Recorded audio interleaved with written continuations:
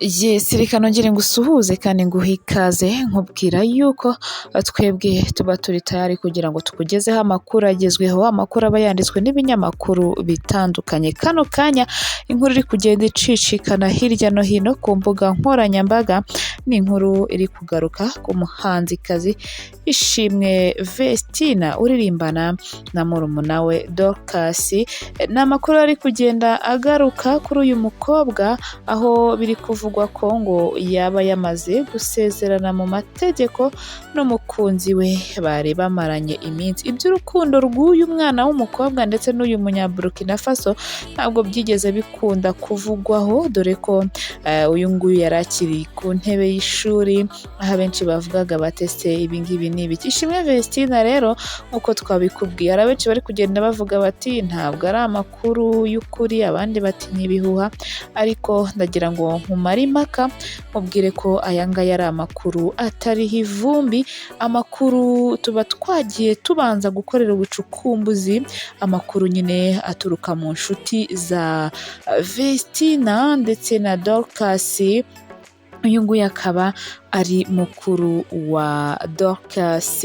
Aba ni abakobwa rero bakomoka mu karere ka Musanze mu majyaruguru y'u Rwanda, dore ko amakuru atugeraho avuga ko uno muhango wo gusezerana imbere y'amategeko wabereye mu murenge wa Kinyinya mu karere ka Gasabo, ngo ndetse ko nta muntu n'umwe wari wemerewe kugera ahabereye ibi birori byabo. Andi makuru ni uko uyu nguyu yasezeranye n'umunyaburkina Faso witwa Odeloaso Idrissa wo mu gihugu nyine cya Burkina Faso nk'uko nabikubwiye. Abenshi bakaba bagiye bavuga ko ngo umuhango n'undi wo gufata irembo kuri uyu mukobwa gushobora kuba warabaye mu mpera za 2024.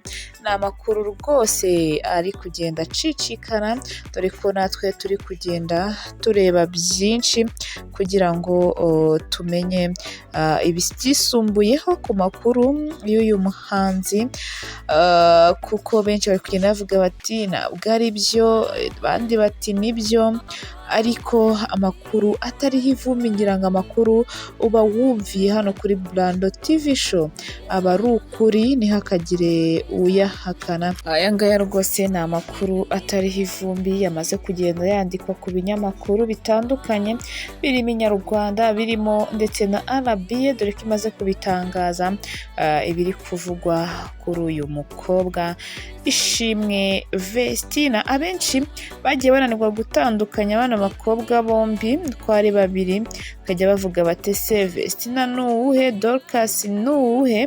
Ngira ngo kano kanya noneho ushobora kuba ugiye kubona itandukaniro by'aba bakobwa bombi, ukajya umenya ati Vestina ni uyu nguyu, Dorcas ni uyu nguyu. Amakuru rero yari ari kutugeraho nayo ngayo. Hari byinshi rero abashakashatsi cyangwa se abakora itangazamakuru by'imyidagaduro hano mu Rwanda bari kugenda bakora, bareba andi makuru mashya turi buze kuyakugezaho mu kanya. Rwose tukubwire byinshi biri kuvugwa kuri uno mwana